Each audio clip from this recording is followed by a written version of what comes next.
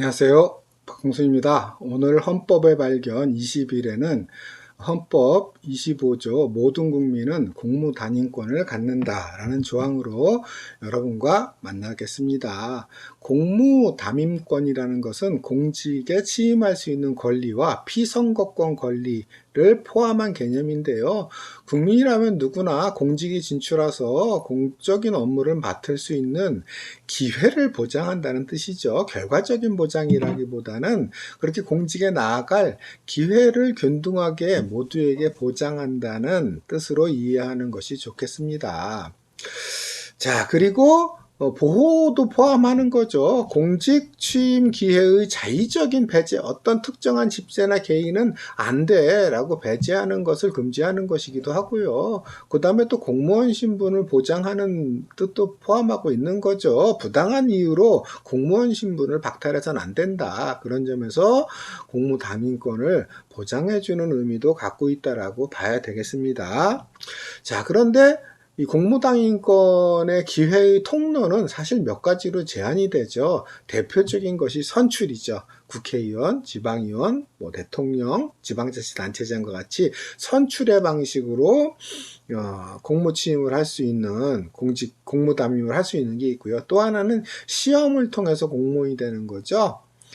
그리고 한 가지 더 있는데 수는 많지 않지만 선출된 어떤 장에 의해서 임명되는 경우도 공무담임의 한 통로라고 말할 수 있겠습니다. 하지만 우리 현실은요, 남의 일 같지 않아요?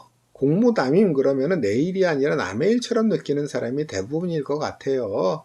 일단 선출이라는 것이요, 국회의원이 됐든 지방의원, 지방자치단체장이 됐든 상당한 부와 인맥을 지닌 특별한 사람들의 특별한 지위라고 생각하기 마련이고요. 그 다음에 무슨 판사나 검사가 되는 것도 마찬가지죠. 로스쿨에 들어가야 되는데 요즘에는 로스쿨은 상당한 재력이 뒷받침되지 않으면은 그 과정을 거치기가 어려운 거 아시잖아요. 그 다음에 외무고시, 행정고시 같은 경우도 시험이기 때문에 누구에게나 기회가 보장되어 있다고 하지만 부모의 재력, 집안의 재력이 요즘에는 시험 성적으로 연결되는 경우들이 뚜렷하잖아요. 그런 점에서 상당한 제한이 사실상 있는 거고, 그저 대부분의 사람들은 그냥 7급, 8급, 9급 공무원 시험에 열중하는 그 정도만 남고 나머지는 공무담임의 기회가 사실상 제한되어 있는 느낌을 갖고 살아가는데, 그건 느낌만이 아니라 실질적인 제한이 사실은 우리 사회에는 특히 많이 있는 편입니다. 공무담임권과 관련해서 가장 공적인 통로라고 할 수 있는 것이 선출이라고 할 수 있겠는데요. 그 선출조차도 여러 가지 제한 조건에 막혀서 사실상 봉쇄가 아니냐, 다수를 봉쇄하고 있는 것 아니냐 하는 의심을 품게 하는 경우가 많이 있습니다. 예를 들어서 그 중에 하나가 연령을 통한 제한이라고 할 수 있습니다. 한국 사회에서는 대통령 선거에 출마할 수 있는 권한을 40세 이상으로 잡고 있고요. 나머지 국회의원, 지방자치단체장, 지방의원 선거의 경우는 25세 이상으로 법으로 정해놓고 있습니다. 그래서 올려놓은 사진 보면은 출마하고 싶습니다. 왜 25세 이하, 19세 이상 25세 이하는 출마할 수 없느냐라고 항의하는 시위 장면을 제가 올려놨는데요. 선거권은 갖는데 왜 피선거권은 없냐 이거죠.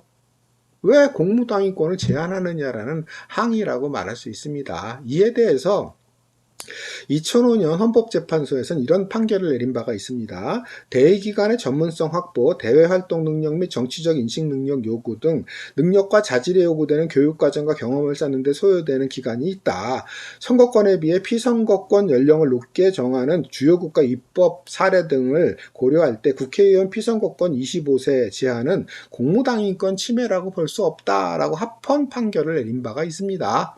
정당하다 이거죠. 다른 나라도 많이 그렇게 하고 있다. 그리고 이러저러한 능력이 필요로 된다라는 건데요. 그런데 사실은요, 전문성 확보라는 것은 이 대의기관의 특성에 대한 잘못된 이해, 편견이라고 말할 수 있어요. 대의기관은 말 그대로 국민의 뜻을 대신하는 거잖아요. 어떤 전문 직종이 아니란 말이에요. 국민의 뜻이 이거다. 말 그대로 대의죠. 이런 방향과 저런 방향으로 가야 된다라고 서로 논쟁할 때 이런 방향이 국민의 이해에 맞는 거다라고 판단할 수 있는 능력은 그건 전문가가 아니라 국민이라면 가질 수 있는 기본적인 정신적인 태도죠. 그런 점에서 전문성을 대의기관의 조건으로 삼는 것은 이거는 대의기관의 특성을 이해 못하는 거다라고 말할 수 있고요. 인식능력 문제는 우리 선거권 얘기할 때도 했잖아요.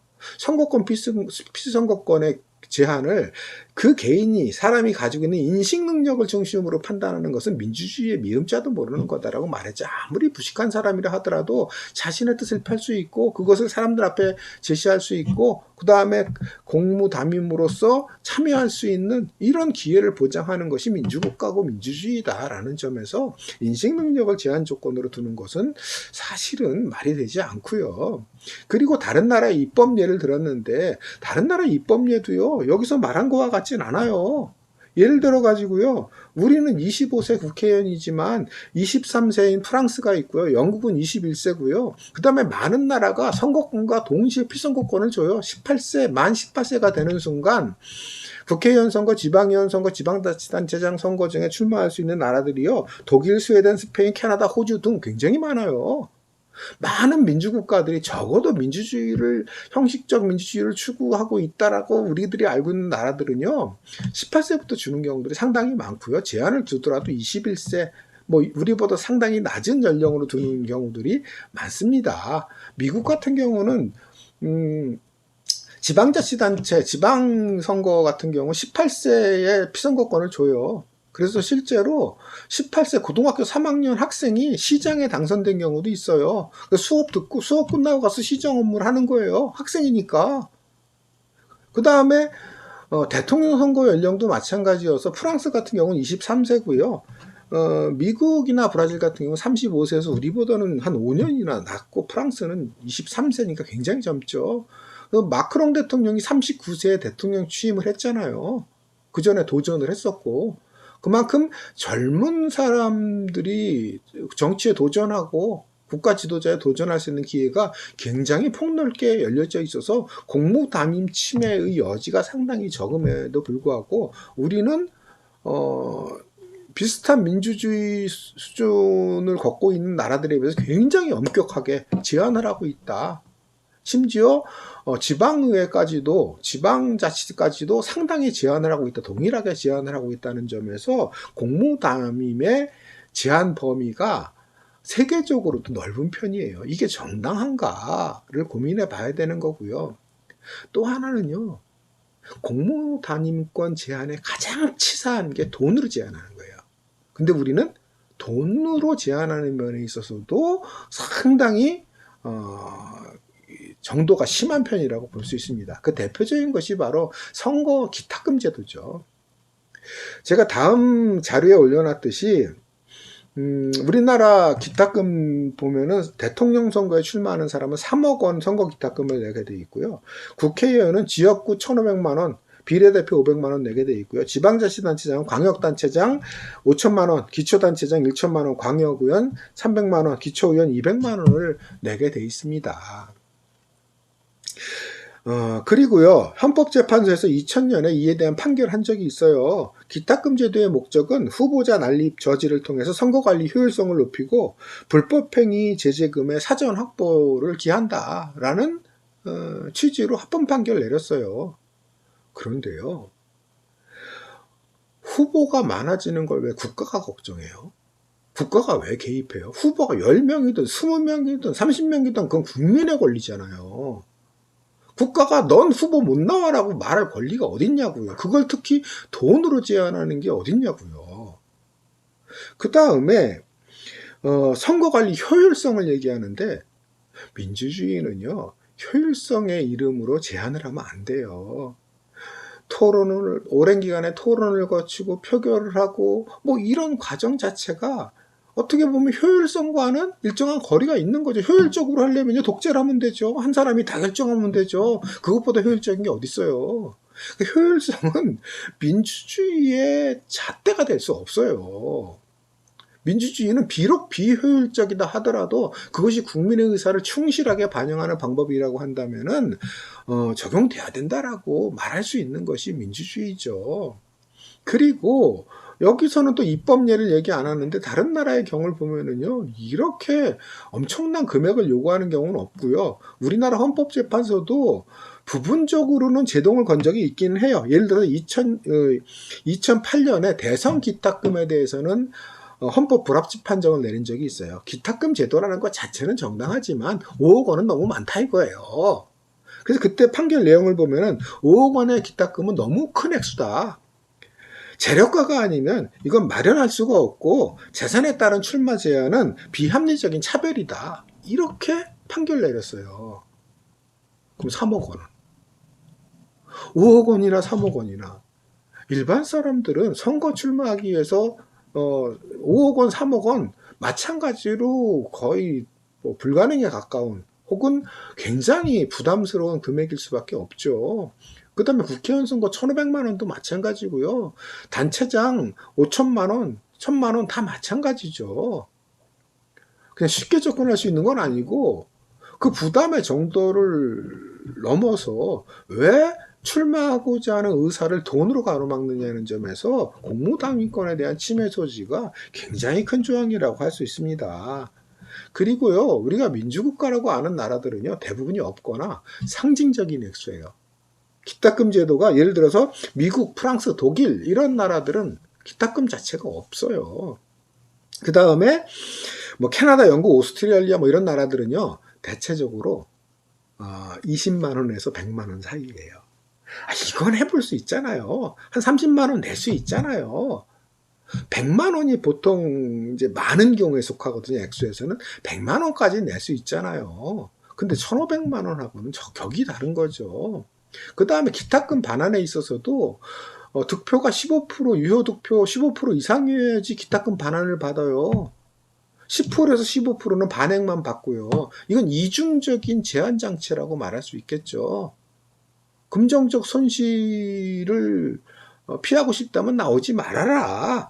이런 뜻이 되는 거고요. 제가 자료사진에 국회 앞에 바리케이트를 쫙 막아놓은, 철제 바리케이트로 막아놓은 사진을 실어놨는데요. 제가 상징적으로 실어놨습니다. 그만큼 우리는 이런 공직으로 나아가는, 특히 의회 의원으로 나아가는 길에 여러 가지 걸림돌, 제한 장치들을 두고 있는 대표적인 나라에 속한다라는 점을 보고 있는 거고, 이렇게 되면요, 사실상 돈이 선거를 좌우하게 돼요. 제가 다음 그림에 호가스라는 영국 화가의 선거 유세라는 그림을 올려놨는데요. 보면은 아예 그 현수막 같은 데에 프랭카드에 돈을 뿌리는 장면을 그려놨고요. 그 다음 밑에서는 선거운동원들이 막 선물을 주기도 하고 이런 매표행위를 하고 있는 거죠. 돈으로 선거의 결과를 좌우하는 건데 현실이 그러하죠.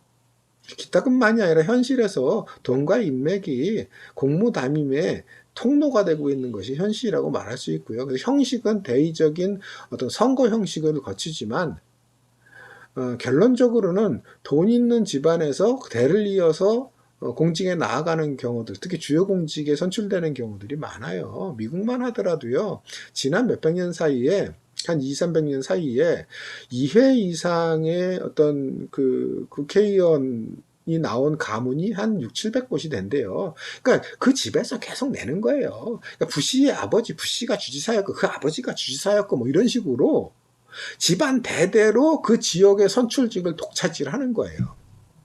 일본도 마찬가지예요. 일본 전체위원회, 중의원의 25% 정도가 세습이에요. 형식은 선출이지만 결과로서는 그 집안의 자녀들이 계속 선출이 되는 거예요. 특히 자민당의 경우는 자민당 의원의 거의 50%, 중의원 중에 50%가 특정 가문에서 계속 나와요. 그 지역의 특정 가문에서. 우리는 보통 전때 부모가 국회의원이었던 경우가 한 10여 명 정도 되는데 이게 점점 늘어나고 있다는 것이 중요한 거죠. 그런 점에서 결국 돈과 인맥으로 결정이 되고 공무담임이라는 것이 그렇게 폭넓게 국민에게 열려져 있지 않은 것이 우리의 현실이다. 그럼 남은 길은 그냥 공무원 시험, 말단 공무원 시험에 매달리는 수밖에 우린 남는 게 없는 거죠. 그래서 실제 서울시 공무원 시험을 보면요, 공시라 그러잖아요. 고시에서 따와서 사법시험처럼 어렵다 그래서 공시라 그럴 정도잖아요. 100대 1이 넘는 경우들이 많아요. 공무원 시험에. 그만큼 폭이 좁아진 거죠. 병목 현상인 거죠. 워낙 공무담임이 폭이 좁으니까 그걸 다 몰려드니까 병목 현상으로 지체 현상이 벌어지는 거라고 말할 수 있겠죠. 자, 그래서 방금 말씀드렸지만 연령 제한이라든가 혹은 돈으로 제한하는 것은 우리 수준의 민주국가 수준에 맞게 없애거나 아니면 대폭 낮춰서 상징적인 의미만 남겨주는 방식으로 개혁을 해야 된다라는 말씀을 드리는 거고요. 또 우리는 흔히 그런 얘기 하잖아요. 이거 선거가 너무 많아. 선출직이 너무 많아. 아니요. 미국이나 유럽의 민주국가에 비해서요. 인구 대비로 선출직 수가 우리는 굉장히 적은 편이에요. 선출직 공무 담임의 폭이 굉장히 좁은 편에 속하는 게 한국이다라는 점에서 이걸 확대해서 그만큼 국민의 뜻, 주민의 뜻이 더 폭넓게 반영될 수 있는 통로와 장치를 마련하는 것도 중요한 과제라고 할 수 있겠습니다. 그 다음에 제 생각에는 추첨제도에 대한 적극적 고민도 필요하다고 봐요. 우린 추첨제도 그러면 아테네 민주정에서 이루어졌던 추첨제를 떠올려요. 물론 아테네에서 적극적으로 도입이 됐었어요. 그렇다고 모든 공직을 다 추첨한 건 아니에요. 일단 배심원은 다 추첨이었고요. 재판에 필요로 되는 배심원들은 다 추첨이었고, 그 다음에 일반 관리직도요. 무슨 전문성이 요구되는 기병대장, 장군이라든가 전문적 능력이 요구되는 직책은 선출을 했습니다. 하지만 일반 관리직, 공무직은 추첨을 하는 경우들이 많았어요. 근데 이에 대해서 아니 아테네는 작은 도시국가였고 지금은 나라가 커져서 추첨하기 어렵지 않냐. 그 다음에 또 전문성이라는 게 중요해지지 않았냐. 이렇게 흔히 얘기를 합니다. 하지만 나라는 커진 대신 기술이 발달했잖아요. 그리고 추첨이라는 게 모든 국민을 대상으로 하는 게 아니라 나 공무를 맡고 싶다라고 의사표명을 한 사람들 중에 추첨하는 거거든요. 배심원도 마찬가지거든요. 난 재판 배심원 하고 싶다라고 신청한 사람들 중에서 추첨하는 거고요. 마찬가지로 의원도 그렇게 할 수 있는 거죠. 그리고 그 일일이 다 찾아가면서 추첨하는 것이 아니라 정보기술이 발달했잖아요. 그 다음에 개인 정보들이 입력돼 있잖아요. 그리고 내가 의사표현한 사람들 추려낼 수 있잖아요. 그 중에서 전자식으로 추첨하는 거 얼마든지 언제든지 가능하죠. 그래서 국가의 규모로 현대사회는 어려워라고 말하긴 어려워요. 그 다음에 전문성이나 능력 가지고 얘기할 것도 안 되는 게 그 중요한 재판도 대부분의 민주국가에서 배심원이 유무죄 판결을 하는데요. 저 사람이 유죄야 무죄야를 판결하는 그 중대한 사안에 있어서도 한 사람의 인생에 결정적인 영향을 미치는 사안에 있어서도 배심원으로서 추첨된 배심원이 판결을 하잖아요. 그런데 일반적인 사안에 대해서 못할 게 뭐 있어요? 설사 아주 전문적인 이야기 있을 수 있어요. 근데 그런 경우라면은요, 그건 전문가 쓰면 되죠. 그건 전문가 쓰면 되잖아요. 특히 대의기관은 회의체잖아요. 거기에 전문가도 포함되고 추첨된 사람도 포함되고 선출된 사람도 포함돼서 해나가면 될 수 있지 않느냐. 그런 점에서 저는 상징적으로 국회의원이 300명이라면은 그 중에 한 10% 정도는 추첨된 국민들이 한 10% 정도 국민의 뜻을 대변할 수 있는 이런 통로를 마련하는 게 어떨까. 지방의원이라면은 조금 더 폭넓게 한 20, 30% 정도 폭넓게 추첨직 의원들이 포함되도록 하는 게 어떨까. 이런 생각을 한번 해봅니다. 갈렌바크라는 사람이 추천민주주의라는 책에서 이런 얘기를 합니다. 1년에 의회에서 실제 토론되는 법안은 약 150개 정도에 불과하다. 추첨으로 하원을 구성하자는 생각의 반대 목소리는 위기에 집착하는 태도와 대중에 대한 믿음이 부족한 데서 나온다. 국민이 직접 참여하는 대의 시스템을 누리지 말아야 될 이유는 없다. 1년에 고작 법안 150개 정도를 다룬다는 거예요. 그 정도라면은 일반 국민 수준에서 그 법안에 대해서 고민하고 공부하고 또 회의를 통해서 어떤 지식을 늘려나가고 결정하고 그리고 기본적으로 그것이 국민의 이익에 일치하느냐 반하느냐를 판단할 수 있는 그런 능력들은 집단적으로 우리들이 가지고 있다. 그런 지성 정도는 가지고 있다라고 봐야 된다는 거죠. 만약 인식 능력이나 전문성으로 걸러버린다면요. 그럼 국회의원 중에 그런 인식 능력과 그런 전문성이 일반 사람보다 뛰어나다고 여길 수 있는 사람들로 정말 채워져 있느냐? 의문을 품을 수 있는 거죠. 그렇지 않은 경우 많잖아요. 우리 TV 국회 회의하는 장면 보면은요, 뭐 저런 사람이 국회의원을 해? 동네 그냥 뭐 시정잡배 같은 사람들까지도 막 포함되어 있는 경우들 자주 보잖아요. 그 정도의 현격한 전문성과 인식력자의 격차를 우리는 실감하지 못해요. 사실은 거기서 거기인 거죠. 보다 보면은. 그리고 제가 자료사진에 촛불 시위 장면, 광화문 촛불 시위 장면을 실어놨는데요. 우리 그런 박탈감, 허탈감 느끼잖아요. 그 3, 4개월에 걸쳐 차가운 아스팔트를 뜨거운 열기로 데워가면서 정권을 바꿨잖아요. 새로운 세상을 열라고 했잖아요. 그런데 결국은 다시 선거를 통해서 의사를 표명하는 수밖에 없고 국회의원들이 그 촛불혁명의 과제를 자기들이 수행하겠다라고 하지만 이행 안 되는 경우, 어떤 면에서는 부족하고 어떤 면에서는 촛불의 민심으로 드러난 바를 전혀 이행하지 않는 경우들도 우리 많이 봐왔습니다. 그럴 경우 우리는 허탈감을 느끼고 박탈감을 느끼게 돼요. 이러자고 했던 건가? 저 인간들이 과연 촛불로 등장한 사람들이 맞는가? 이런 허무한 감정을 갖잖아요. 안 그래도요, 사회계약론을 쓰던 장자크 루소가 이런 말을 한 적이 있어요. 선거라는 건 4년이나 5년에 한 번 딱 투표일 하루만 자유인이 되고 주인이 되는 방식이다.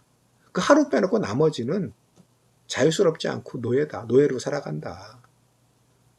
아니, 민주주의라는 게, 자유라는 게 투표일 하루만 자유고 민주주의인 게 어딨어요. 민주주의는 일상적인 거잖아요. 자유도 일상적인 거잖아요.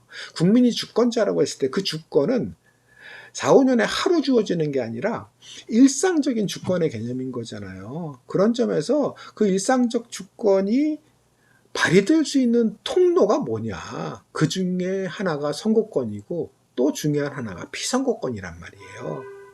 선거권과 함께 피선거권 역시도 공무당인권 역시도 중요한 주권 행사의 통로다라는 점에서 보다 더 폭넓고 보다 더 적극적인 개선이 필요하다. 특히 우리 정도의 민주주의 수준을 갖춘 나라들, OECD 내에서 우리 정도의 민주주의적인 발전 수준을 가진 나라들에 준하는 정도는 최소한 어떤 공무당인권의 폭이 마련돼야 된다라는 문제의식을 가져보고요. 그런 점에서 한번 생각해 본 시간을 가졌습니다. 오늘 헌법 25조 공무당인권에 대한 조항은 여기서 마치고요. 다음 시간에 다른 헌법 조항의 실천적 의미를 가지고 여러분과 만나겠습니다. 감사합니다.